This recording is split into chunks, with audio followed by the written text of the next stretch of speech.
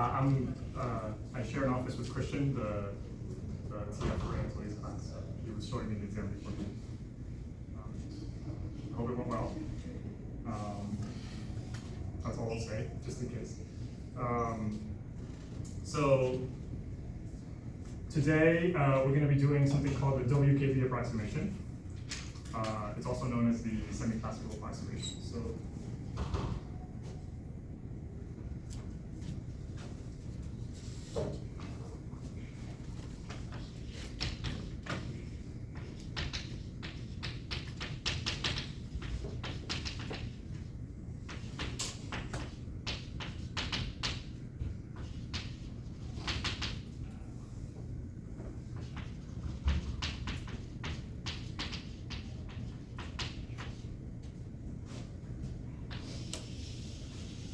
I prefer the name semi-classical approximation because it tells you what it actually does.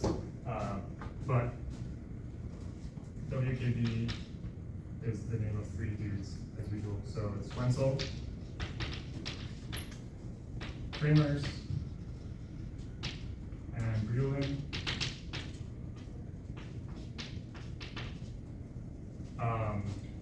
Apparently there was one of these historical disputes about there was actually a fourth guy somewhere else, but he was like in a poorer country, so he didn't get the recognition for it. But he was a mathematician, these three were physicists, but he did the same thing. So anyway, I prefer calling it this overall. But this is the more common name that you'll see, WKB approximation. So the goal of this approximation, right? So going with the theme of this class, everything that we're doing is trying to approximate energy eigenstates or energy eigenvalues. Okay. This one is actually really interesting because we're approximating it in the limit that things are almost classical. So it kind of connects to your classical intuition if you do it right. So the goal will be analytic intuition for deeply classical energy eigenstates.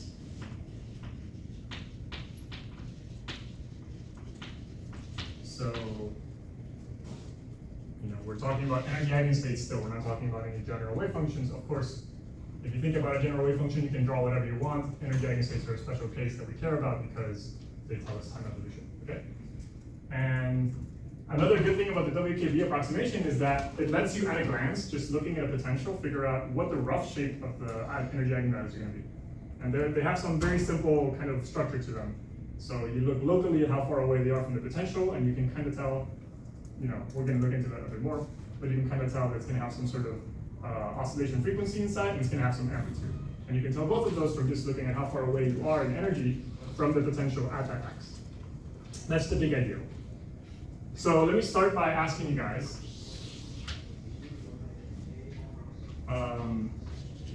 what is a classical analog for an energy eigenstates? And a good hint for this is to focus on the probability distribution, right? Because there's no such thing as a wave function in classical physics, but there are probability distributions when you talk about statistical physics. So we're thinking about ensemble. So what kind of classical ensemble is in some way the same as an energy eigenstate? I'll give more hints if there's no answers.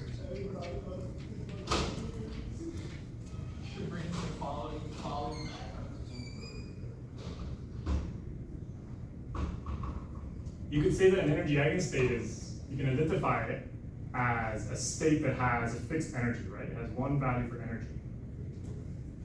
So have any of you guys taken statistical physics? Okay, one. Thermodynamics? Also just one? Okay. So an ensemble is a set of systems, right? So, and you kind of assign a probability to each of these possible systems that you can have. So you kind of imagine a bunch of systems at the same time with a probability assigned to them. there's something called a microcanonical. This is the answer. Microcanonical ensemble, which just means the set of all classical states for a given system that have a fixed energy.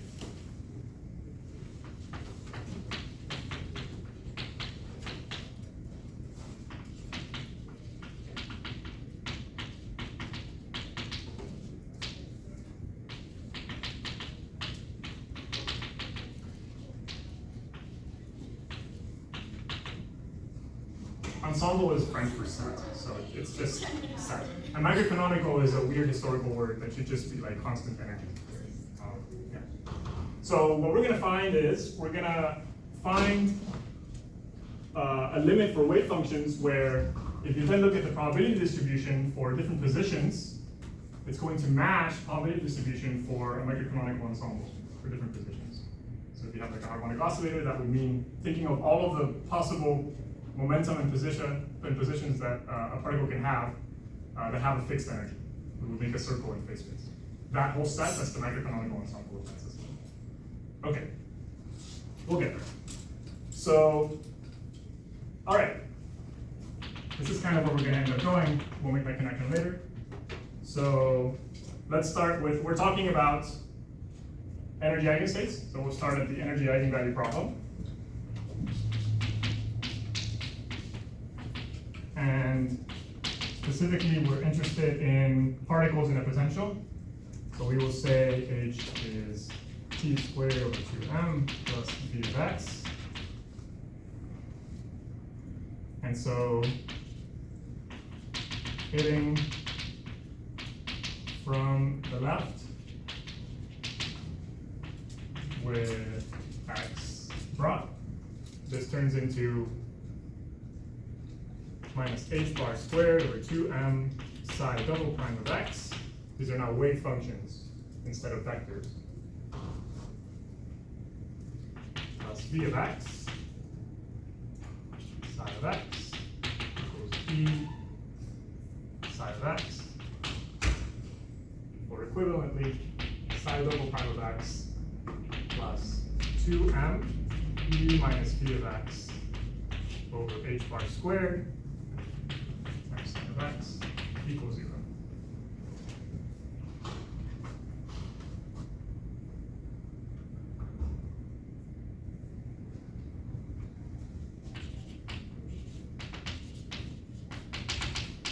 So we're going to identify the classical momentum.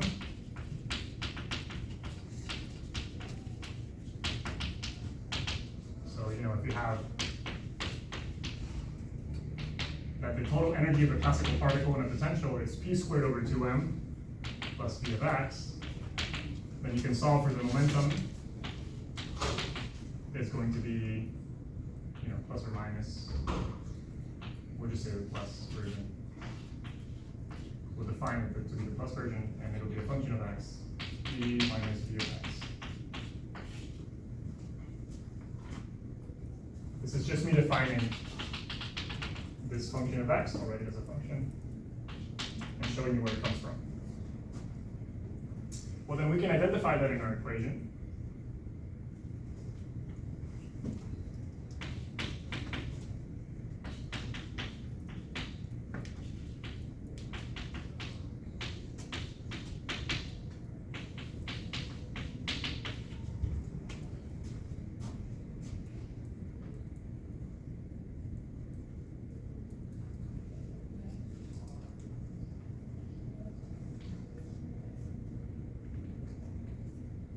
So far, just some manipulations.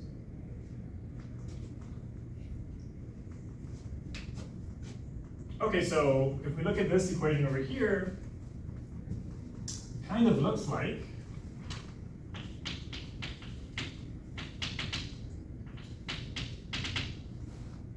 something like y double prime plus a squared y equals 0.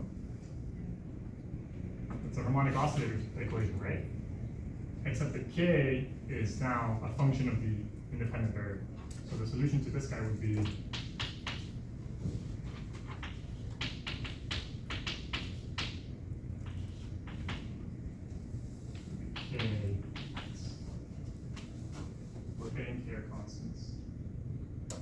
it looks like it.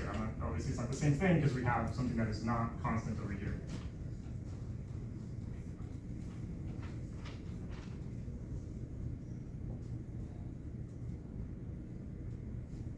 But maybe you can say, well, if our, let's say that this sort of quasi-k is very slowly varying over our x, right? It's like a very slow, it's like you're changing the frequency of an oscillator very slowly.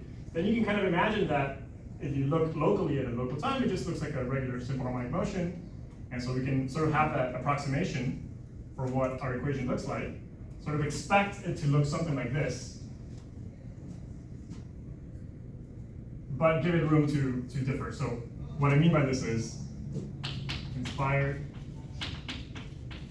by this solution.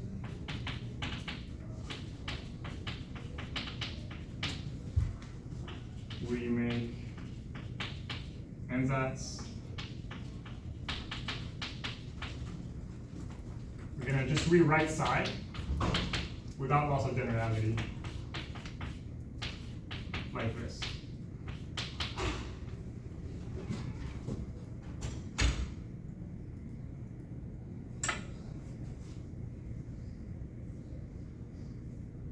So it's like the solution to a simple harmonic oscillator, except that the amplitude changes as you go along, and the frequency, really this phase, right? The frequency would be the rate of change of this guy.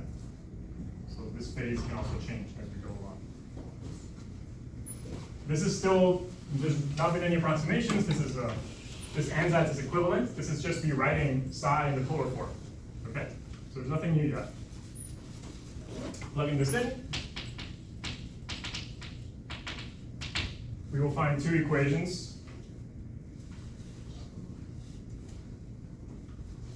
And I'll just say, I won't do the whole process, but I'll say that you have to separate real and complex parts. So that's how you get two equations, one for each. We will end up finding that A double prime equals A times phi prime squared minus PC squared over H bar squared.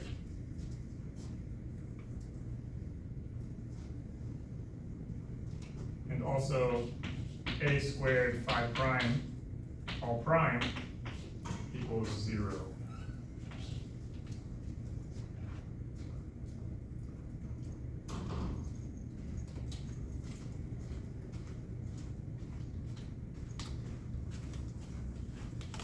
This is still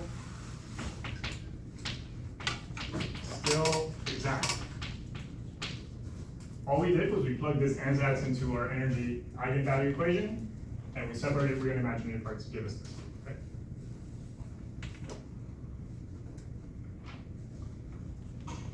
All right.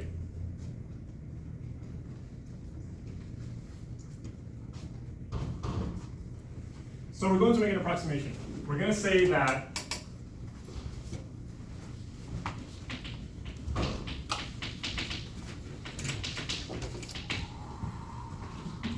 A double prime is going to be approximately 0. And so really that actually means two things. A double prime is going to be much less than A times phi prime squared. And A double prime is going to be much less than BC squared over H bar squared. I'll call these 1 and 2.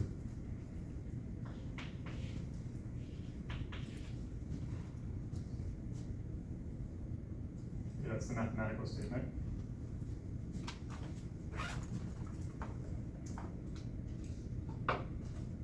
What does that intuitively mean?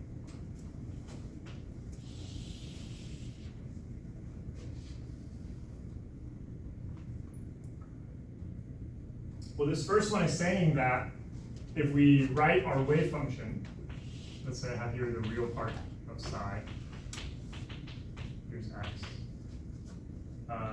and then then it sort of has some envelope. And then there's some sort of oscillation inside.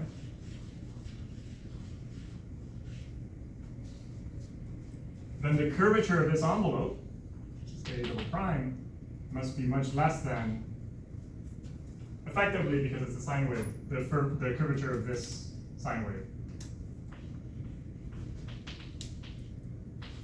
Let's call it curvature of carrier. So the curvature of your envelope is much smaller. This is condition 1. And then condition 2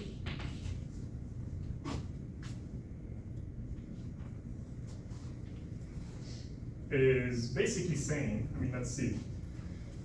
This over here, we can rewrite PC using the definition. This is 2m e minus v of x over h bar squared.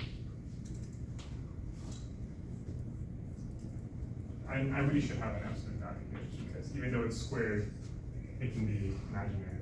So it can actually be negative at the end.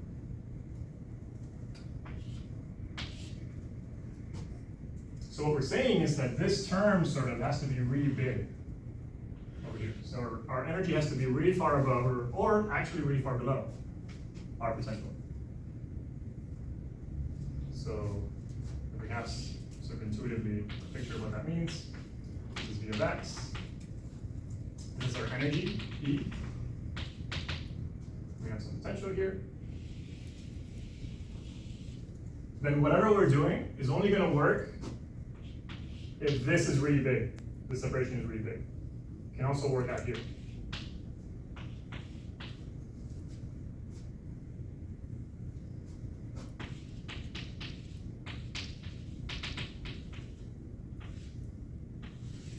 So I'll just ask you guys, where in this drawing can you tell that it wouldn't work? What we're doing? Where in this drawing, what values of x can we not trust this approximation in? Where v equals e. These are called the classical turning points, right? Because it's where you would expect the particle to turn around if it was growing in this potential. So we don't trust it. They're bad regions. Whatever we're doing, we won't say anything about those points.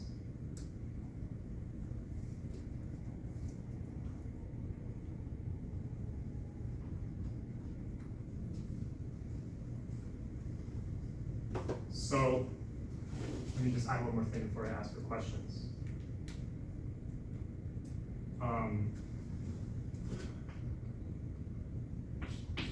Real condition is that E minus V of x must be much greater than delta E, where delta E is energy quantization.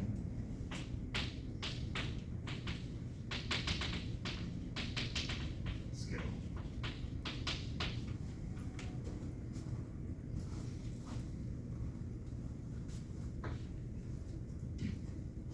The way you prove this is just like a little bit beyond our scope for this lecture, but this is like the real condition for what's happening, right? It actually doesn't matter that, V could be twice E, and that would be fine as long as there's a bunch of energy levels between them. That's really what we have to say holds, okay?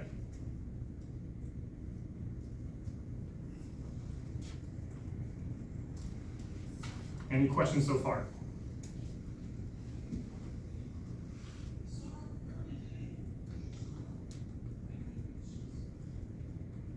All right, we're just solving energy eigenvalue problem.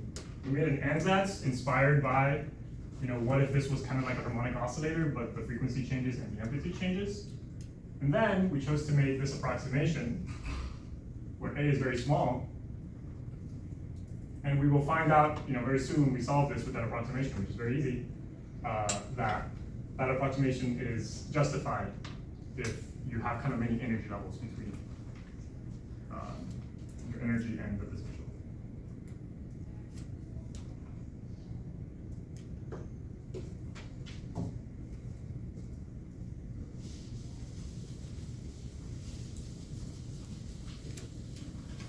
this microcanonical ensemble thing doesn't really matter.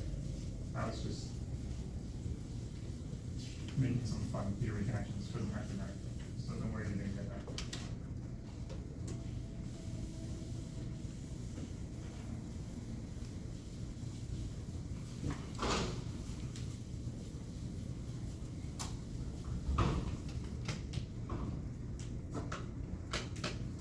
Okay. So, all right, it's solving. So if we plug in a double prime equals 0, then the first equation becomes basically phi prime equals plus or minus pc of x over h bar. So both functions of x, right? And the second one becomes, well, the second one is already solvable. It's very easy. Basically saying that a is going to be 1 over square root phi prime. So that's a constant. Just, we sort of integrated both sides. So you get a constant on this side, and then you solve for a.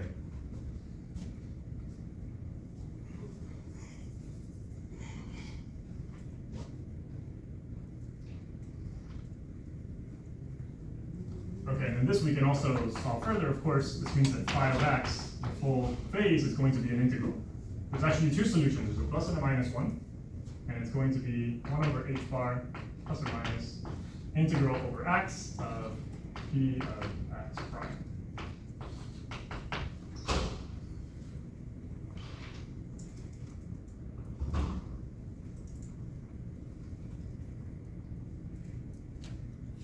I'll also leave this here though, because this is another important way to look at it. This is like the frequency of our motion, right? So this is like how quickly you would, I mean, it's not a coincidence that I erased it, but in our differential equation that looked at the harmonic oscillator, this is exactly what took the place of the frequency. So, okay. So, psi WKB. Putting it all together, we have two solutions, and because the equation is linear, we can just add them together to get the most general one. It's going to be C1 over the square root of PC of x integral, e to the 1 over h bar and the integral over x, PC of x prime dx prime here, plus C2 over the square root of PC of x, e to the minus, same thing.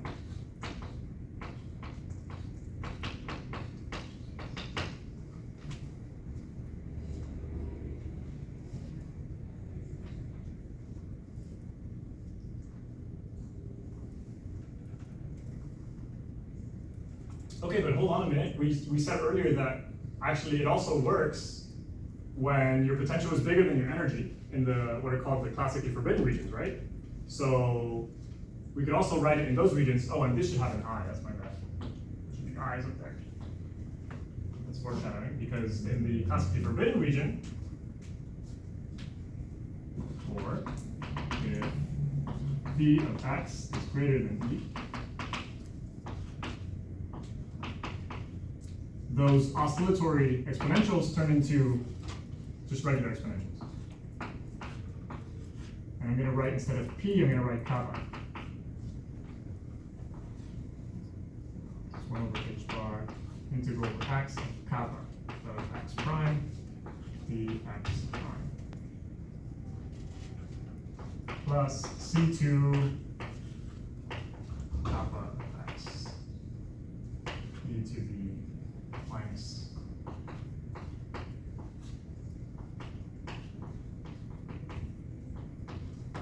Sorry, that's really tiny. Where kappa is just I times PC. So square root of 2m v of x minus v. This is the WKB approximation.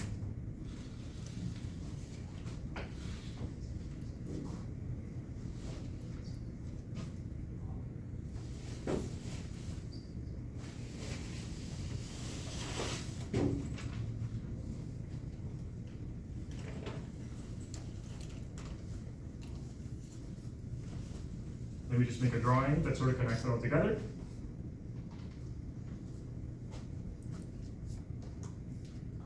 So, for example, v of x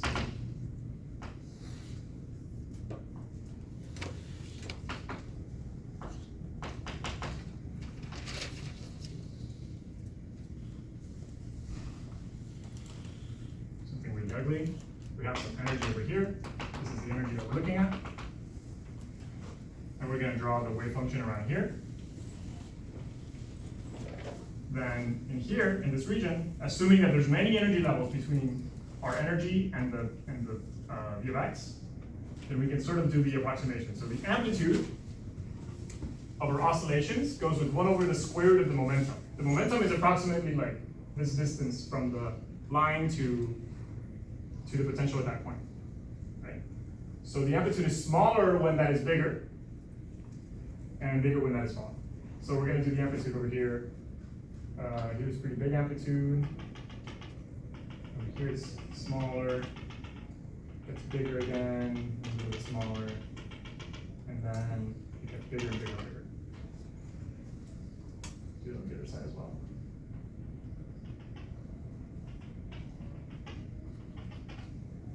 And then the frequency, well, it's going to be higher, right? So the frequency is the rate of change of phi, which we showed is just proportional to p. So when the momentum is really big, you're going to have really fast oscillations. So when when it's more squeezed, it's going to go faster, basically. So here it goes at some rate. Over here it goes faster, and it goes slower again, faster again, and then it slows down.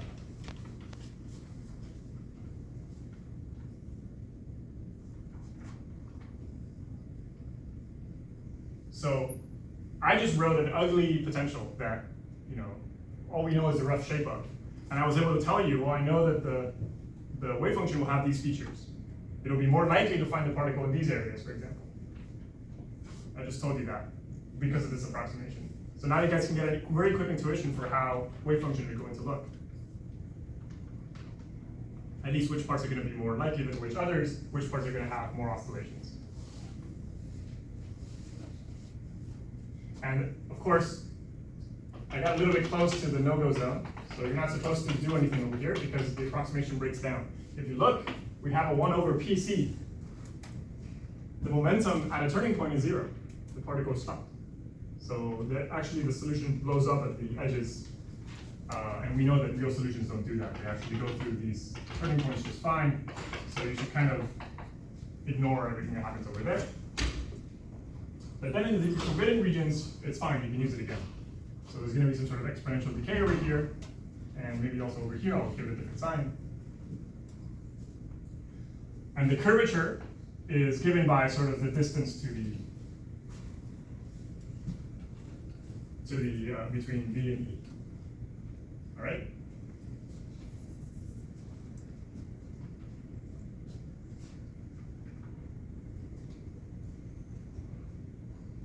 Okay, any questions? What do you guys think about it?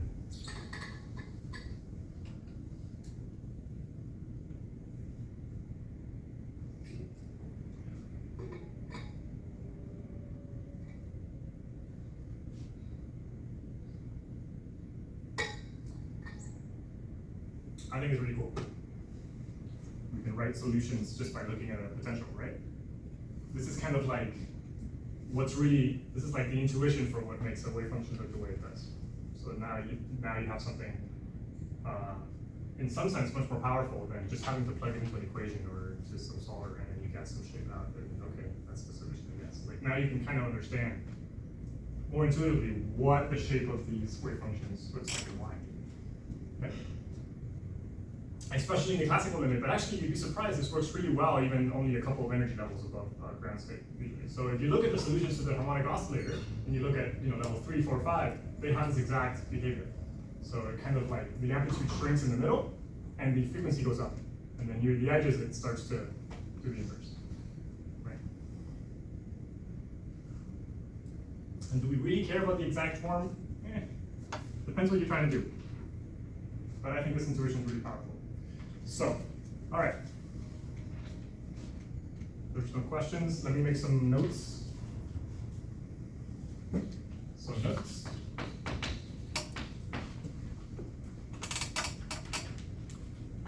So of course, energy, eigenfunctions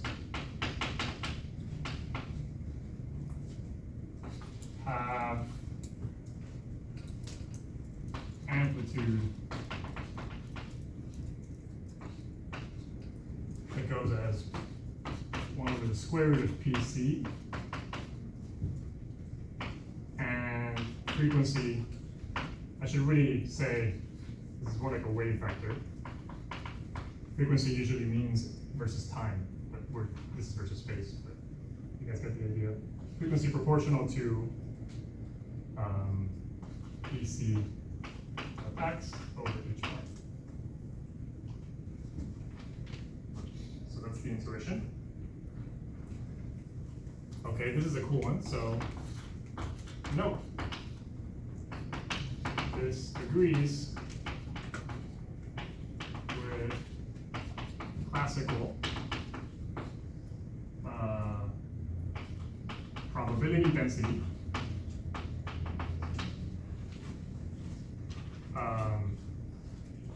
of particle in V of x given energy. So classically, you imagine a particle and some potential. The question is, what is the probability density, I guess, because x is continuous, of finding the particle at some position x, given the fact that all I know is it has some fixed energy E. That's all I know. I don't know what part of the oscillation it's in. Well, this probability density, does anybody, I guess, let's just take a minute. So how do we think we can find this, right? So which parts of the oscillation of the particle are more likely for us to, if we just grab it at a random time, where are we more likely to see the particle? Let's say this is like the energy. Okay, so these are the turning points.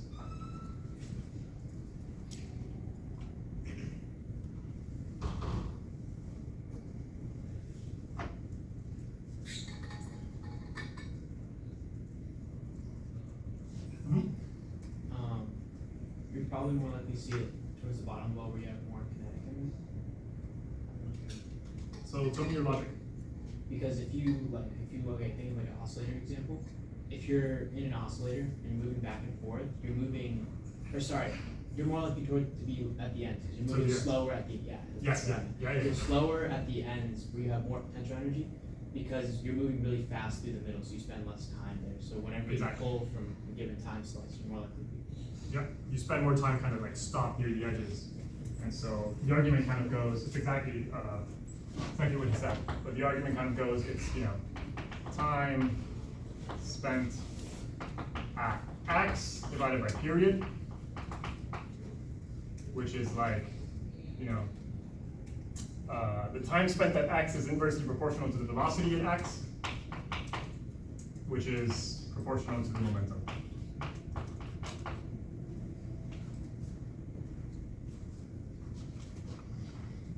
There's a normalization constant, who cares, but that's the proportionality for different positions.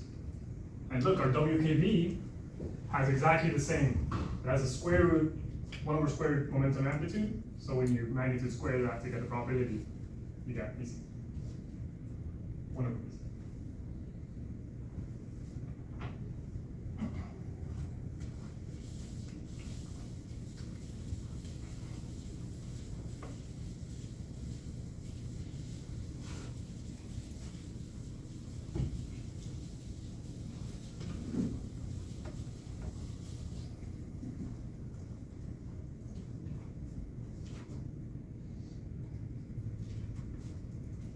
Okay, now we can ask, like, what is the classical limit of a wave function also? Like, what would that look like? And so,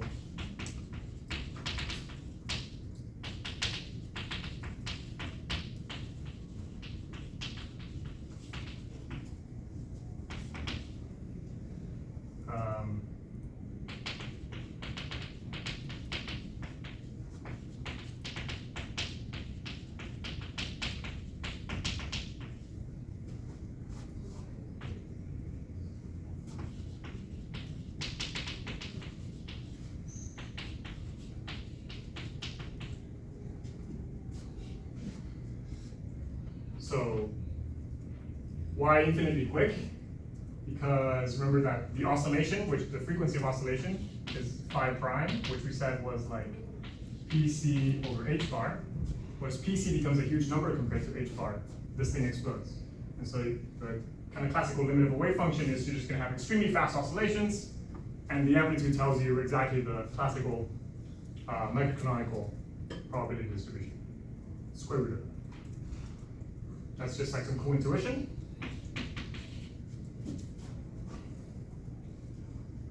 Okay, we said this already, but don't trust near turning points. And number 5 works, also said this already, in the deeply forbidden. Ooh. Also. Okay.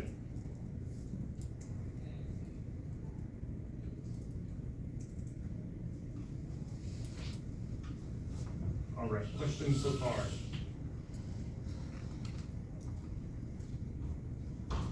Do I have time for this exam, or will I not do it? I'm going to just give you guys the intuition of this example because I want to get to this, the stuff you need to do the homework. But the idea is, so you don't have to write this down because it's going to be a mess if you try to write it down. But if you imagine, we have different potentials. Maybe like there's a square well, and there's a harmonic oscillator. They both have sort of v equals 0 at the bottom. Maybe there's another one that's like a quartic oscillator. And you're in a very excited state, right? So you're way up here. So we know it's going to look something like the square well. It would just be constant sine wave. So the harmonic oscillator, if you kind of use your WKB intuition, it's going to have bigger amplitude here, and then faster, less amplitude, and then bigger amplitude again, but more smoothly. Likewise over here. Okay. If these energies are all the same, and we guarantee that this energy is many multiples of the energy spacing, then near 0, they're all going to look exactly the same. These are all basically the same function near 0.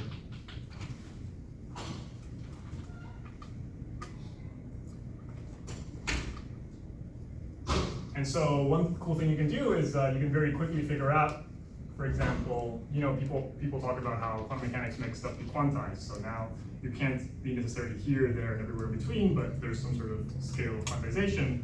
And of course, we know that that has to do with, if you look at the probability density associated with this kind of wave function, the probability density is like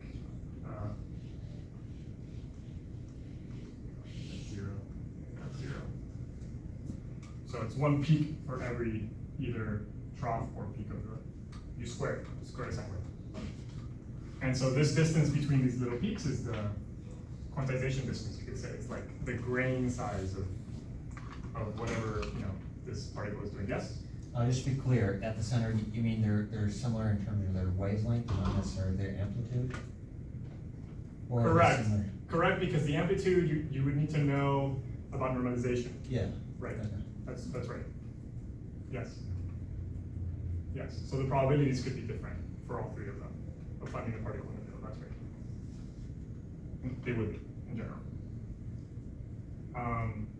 But so you can very quickly, back of the envelope, calculate this distance for any system as long as the energy is 0 down here. Potential is 0 down here. You guys could do it, but I will just say it comes out to this. This is sort of the quantization length for any potential that hits 0 near the middle when you're in a very excited state. Again, I'm skipping. I didn't do it, but that's what I was planning on doing. So okay, let's move on to what's on your homework. I just want to make sure I get that covered. Any other questions? So next we're going to do a really common application of WKB, where instead of talking about the allowed region, classically allowed region, we're going to talk about the forbidden region. And there's a really cool usage of that to figure out tunneling rates.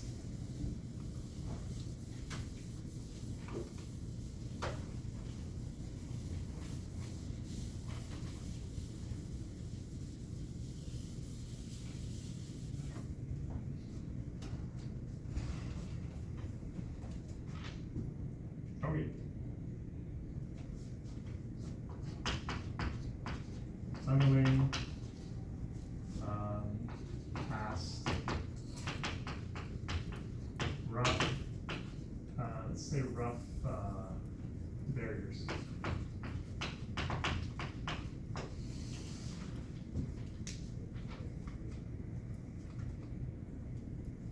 Just to give you guys an idea of where this is going, the last thing we're going to do in this class, if I have time, is show how you calculate the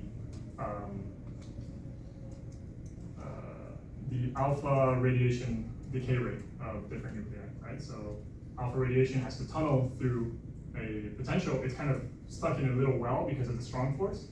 But then if it tunnels through a potential, it enters a region where it's repelled by the Coulomb force. And so there's a sort of tunneling rate there, but it's very complicated because the shape of this barrier is not a flat one like we've done previously. When it's a flat shape, it's actually very easy to compute tunneling rates. But if you have anything else, then that classic example of tunneling breaks down. We're going to see that with the WKB example. As long as there's many energy levels between your energy and the top of the well and the bottom, then you can use WKB to get a really good approximation pretty good approximation for everything you care about of the tunneling rate. So the probability of tunneling. So okay, let's do it. We call, this would be PY 451 discussion on tunneling. Actually, you guys don't have to tell me if you did this, because there's a chance you didn't.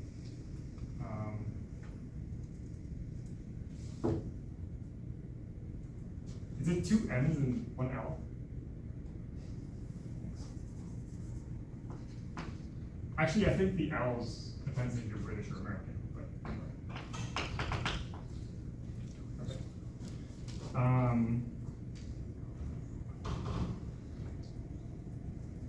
So the discussion was we would have a flat ground over here, we would have a sort of square hump, and then you would have flat on the other side, the same height. We would call this this height V naught, call this 0. And then we would say, so usually when you have potentials, there are 2 energy eigenfunctions with the same energy. There's one that goes to the right and there's one that goes to the left, more or less. I mean, that's certainly true if you have free space, then there's just one that goes to the right, one that goes to the left. So of course you can also consider superpositions of them, and because they're degenerate, that's also an energy eigenstate. So what you can do with this kind of situation is, for a given energy, there's 2 energy eigenstates, and you can find a superposition of them such that on this side, there's only a wave going to the right. That's your condition. That's how you weigh your energy eigenstates to pick which one we're going to look at. And so what that implies, if you kind of fix that and you figure out everything else, that implies that there is some incoming wave over here, there's an outgoing wave, and then there's something that happens in the middle.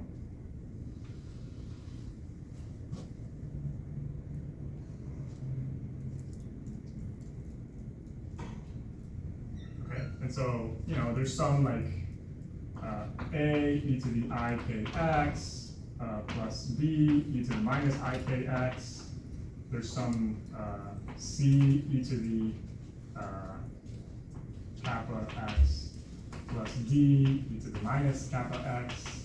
And then over here, there's just e to the, or we'll call it T for transmit, e to the I kx going to the right. I don't know if it's I or minus I, it doesn't matter. You guys get it. All right, so now we're gonna have, consider, an important point is that this is an energy eigenstate. Okay, so that's why we can do WKB with it. WKB tells us about energy eigenstates. So.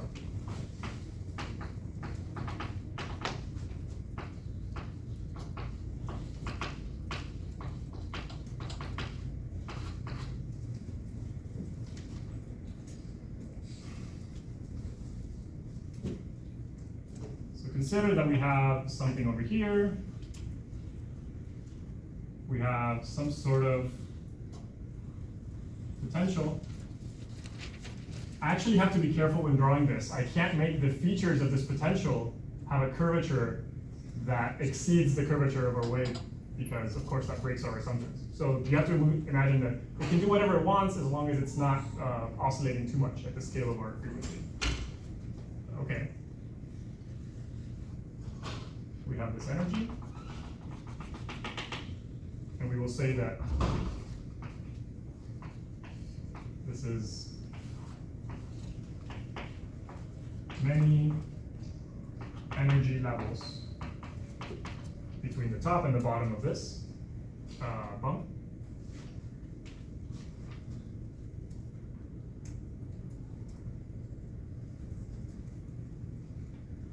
Well, WKB says in the classically forbidden region, and actually let me call this x1, call this x2, and this is E, this is p of x, right? So our wave function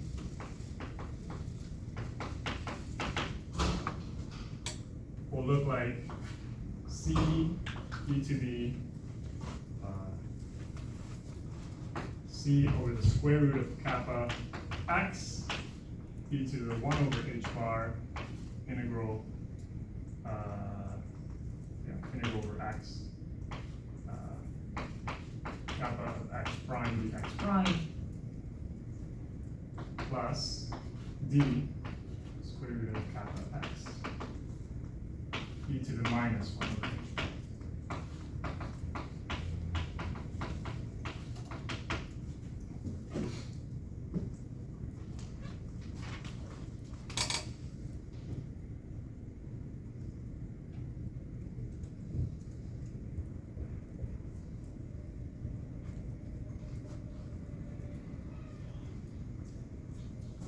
So here's an argument that I'm going to have to hand wave, because if I didn't hand wave it, we would need a second lecture on WKB.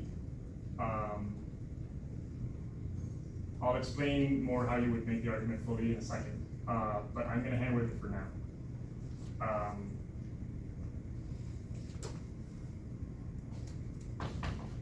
If the barrier were infinitely long, then C would have to be 0. I'm going to ask you guys why.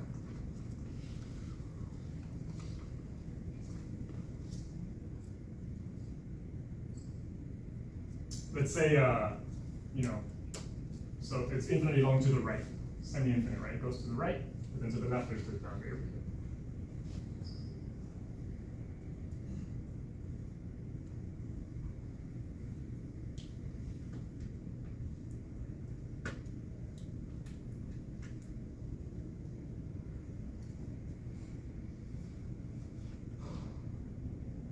The only thing different between the C and the D terms is the sign of the exponent, right? So what does that change? Kappa is also strictly positive in the forbidden region, right? So the integral is increasing. So yeah. Yeah, so it would be infinite, so the only way to get normalized is back to 0. Right, exactly. Normalization, yeah.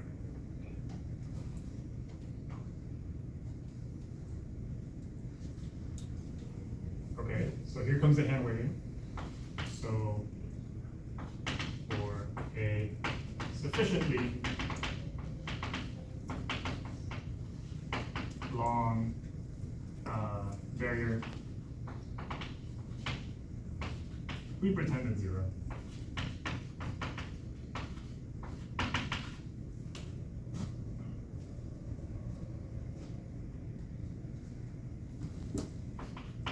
This is hand waving. Just keep it left. We should be okay.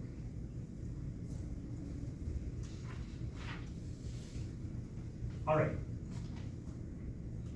In reality, C can't be 0 because actually there's something called the probability current, right? Which is like how much is probability moving, or how is probability moving through the system. And it turns out that the probability current, J, you should write it, is the rate of change. Actually, this might not be right because it's directional. It's something like, this might not be correct, don't write this down. It's something like the rate of change of the probability theory. So it's like how much is it flowing to the right or to the left?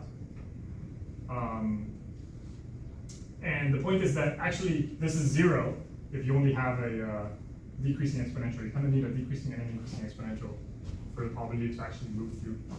So, yeah.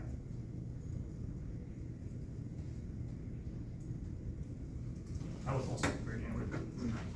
So,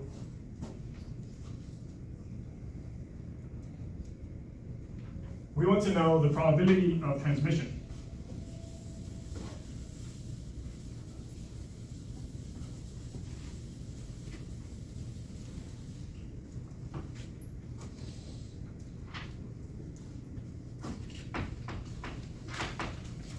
Probability of transmission. And that will be given by, and make this drawing again. This is our incoming wave as amplitude A. This is our outgoing wave, amplitude T.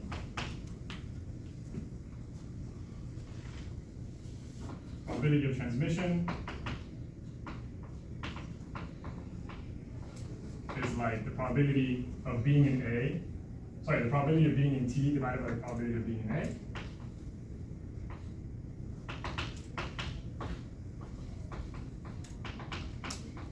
Which is T squared over A squared.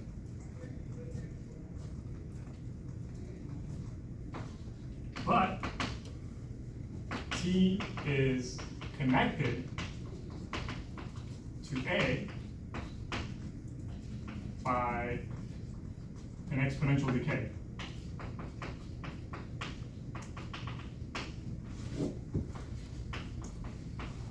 So T is e to the minus gamma A, where gamma is this exponent, right? So it's 1 over h bar kappa of x prime to x prime. I'll just say x because the bounds are from x1 to x2.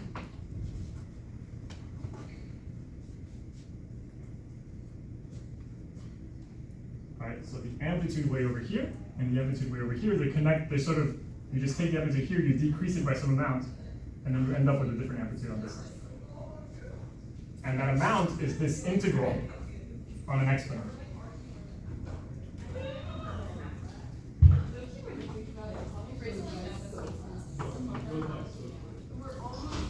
This gamma is called a Gamow factor, funnily enough, named after George Gamow. I don't know if they chose Gamma because his name is Gamow, but I like to think that they did. So, probability of transmission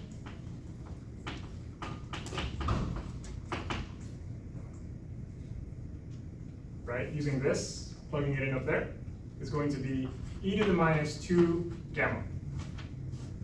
This is gamma.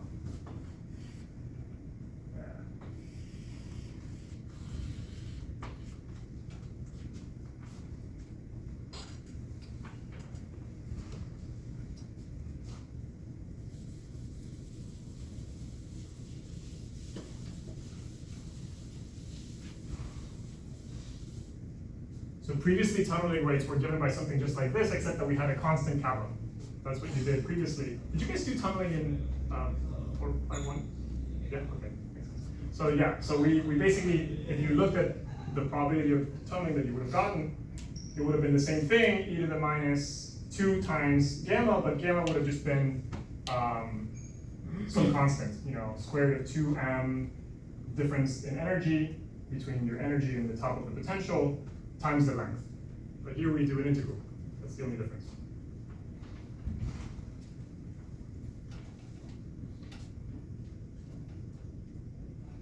This is what you need for your homework.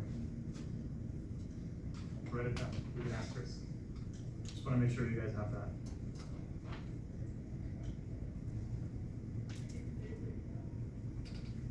That said, are there questions about this?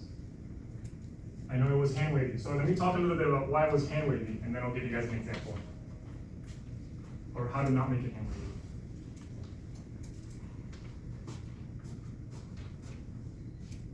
So remember how we said that there's a region we don't trust in WKB that's near the turning points, right?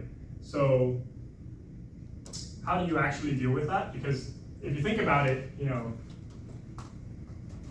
here you have like a e to the ikx plus b e to the minus ikx.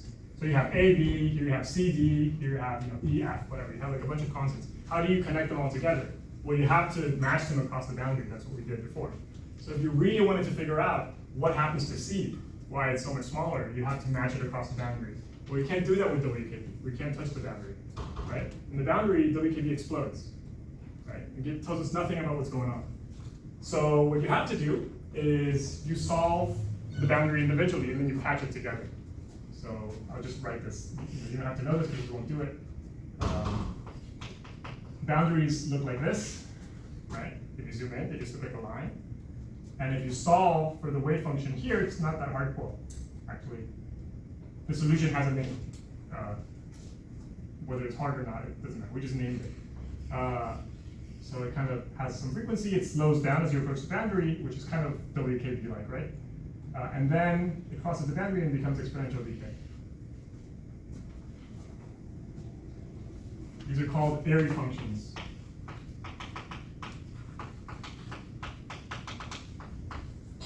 And so what you would do is you would figure out, okay, how much phase did I pick up in this boundary? How much do I have to tack on between one side and the other? How did my amplitude change across the boundary? And then you kind of glue that together to your WKB. And again, WKB works actually surprisingly close to the boundary. So you do that, glue it together, and then you can even get things like quantization conditions using WKB, right?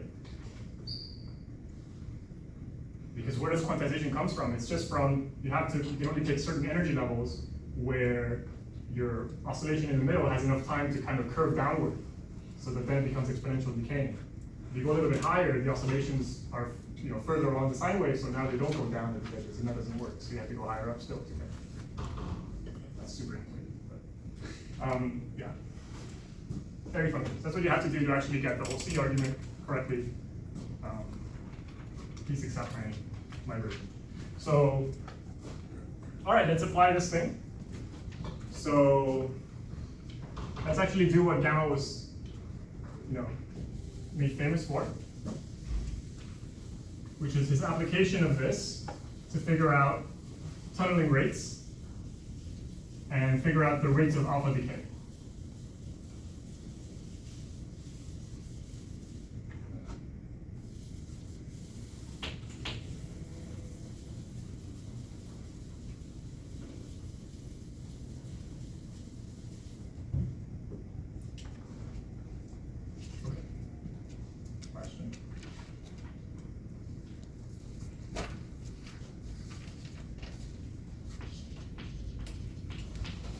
Gamo's theory of alpha decay. So, alpha decay, you have a nucleus that has a bunch of protons and neutrons, right?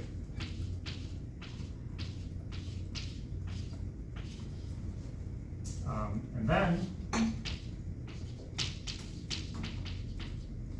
it will lose some chunk of them. Maybe this.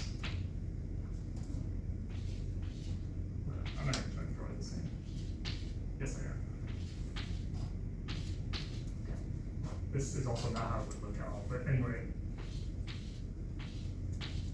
And it uses an alpha particle.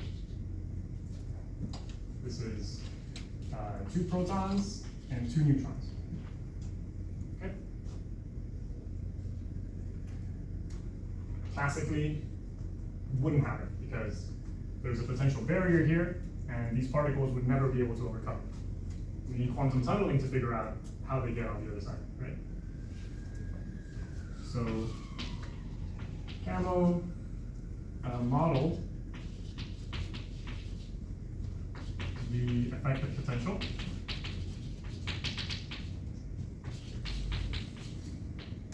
as a very dumb model. All respect to George. Like this, so the flat part over here, and then it does this. This is the strong force well. It goes up to, R1. And then this is just a Coulomb repulsion. Why repulsion? Well, this is a positively charged particle. We're ignoring the electrons here. This is a positively charged nucleus, has a charge of Z, where Z is the number of protons left, times electric charge, right? Positive. And this alpha particle is also positively charged. It has a charge of 2.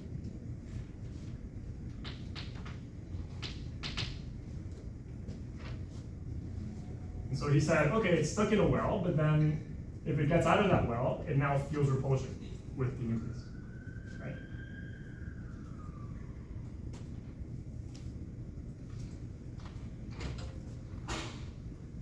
So then I'll make another drawing of this. Got R1 over here.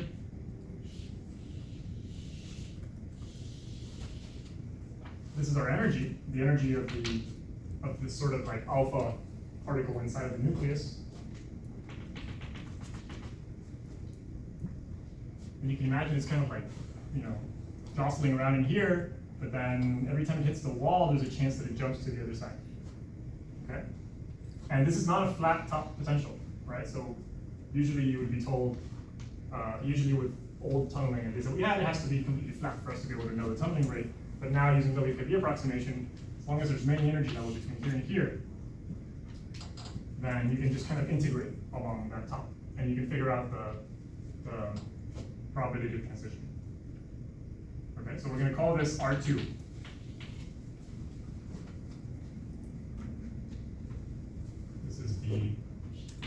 This is basically V of R2. I don't do VC. VC is the Coulomb potential.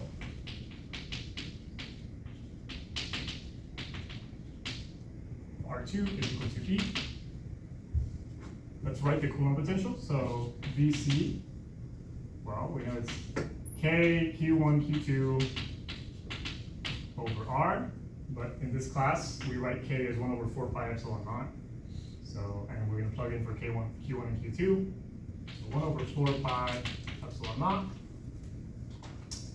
as times Z, 2Z E squared over R.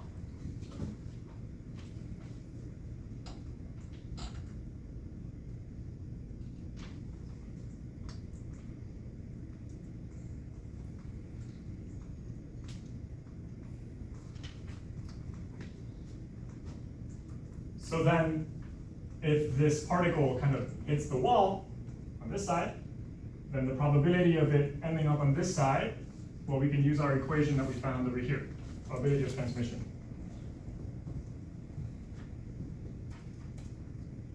So the probability of transmission is going to be e to the minus 2 gamma, where gamma is going to be 1 over h bar, integral from R1 to R2. Yeah. And then this is going to be kappa of R dr. I want to also say R1 is given by nuclear theorists. And the only important thing we need to know here is that R1 is much less than R2 actually.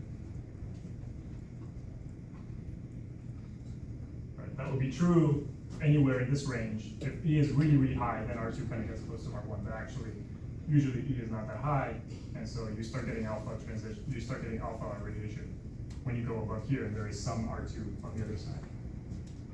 So we can assume that R1 is much less than R2.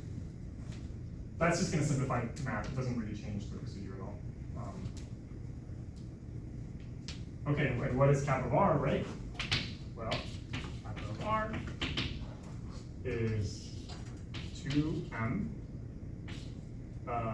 v coulomb of R minus E.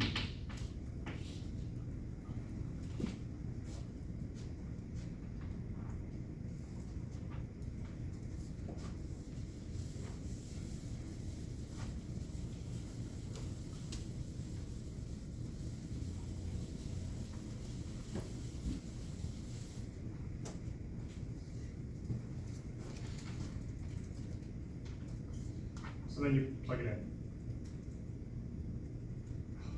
I guess I'll just I'll write it one more time. It's going to be e to the minus 2 over h bar integral from R1 to R2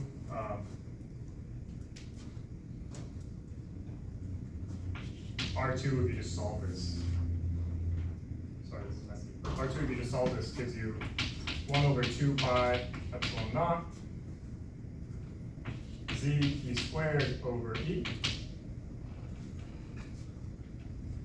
So 1 over 2 pi epsilon naught z e squared over e. And then this whole thing. Square root of 2m, the Coulomb potential, you have it there. 1 over 4 pi epsilon naught 2z e squared over r minus e. What's that? dr. No expect to see, but I think you guys know what's in there. So then this turns out to be, if you do the integral, and you also assume that R1 is much less than R2, you can do the integral without that assumption, but after you do it, you can then simplify it a little bit. You end up finding this is e to the minus square root 2me over h bar, pi over 2,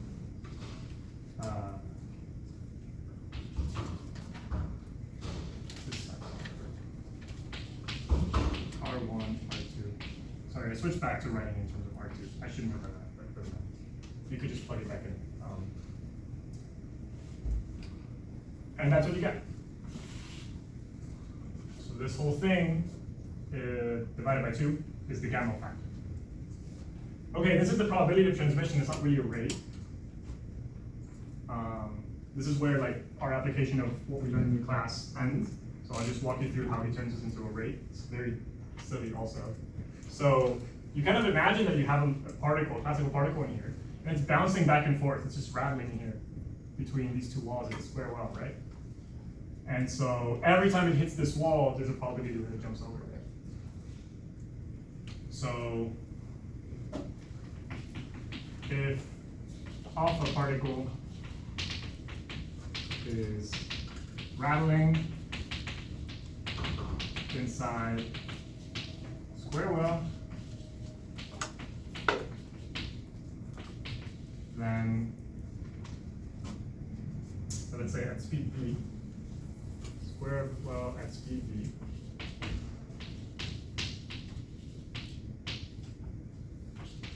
then the time between hits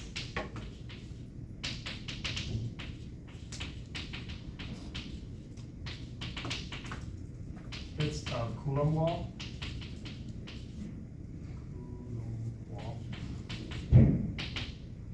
is going to be twice R1 because it has to go back and forth,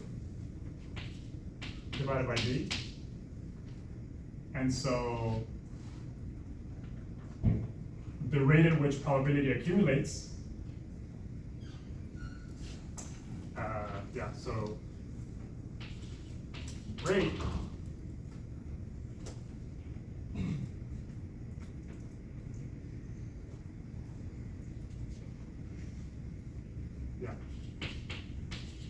probability accumulation. Every time that it hits it, it gains that much probability, so we're going to end up getting P over tau hit, which is e to the minus 2 gamma over 2r1 over v. And so the lifetime is the inverse of this.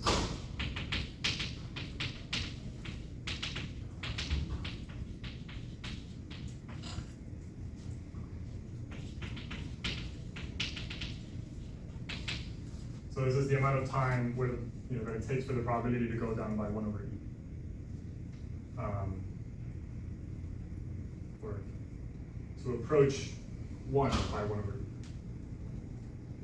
It's basically like e to the 2 gamma. So actually, sorry, let's get this step there. So it's 2r1 over v times e to the 2 gamma.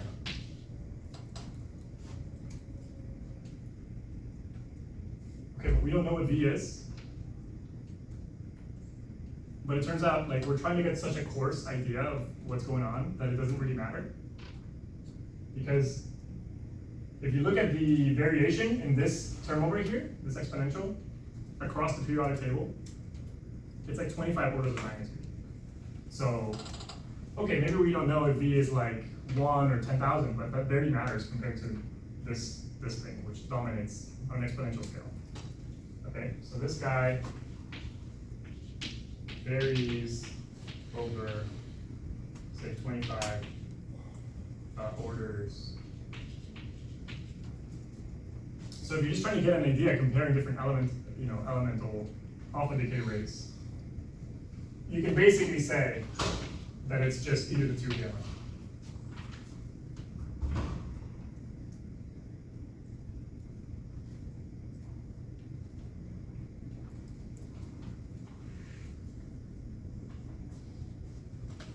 And that whole silly bunch of assumptions like matches really well if you draw the log-log curve of this prediction versus the actual rates for different atoms that are measured experimentally. It's like super close on the log scale.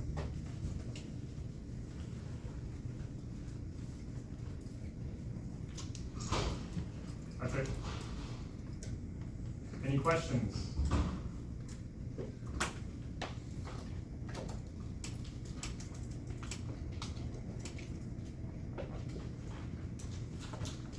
Okay, should be able to do the homework with this. I'm not sure because I haven't done it myself.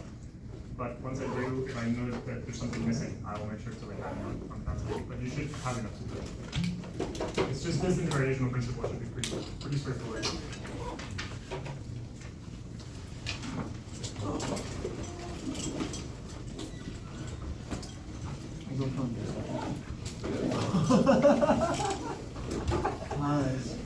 Listen, because listen.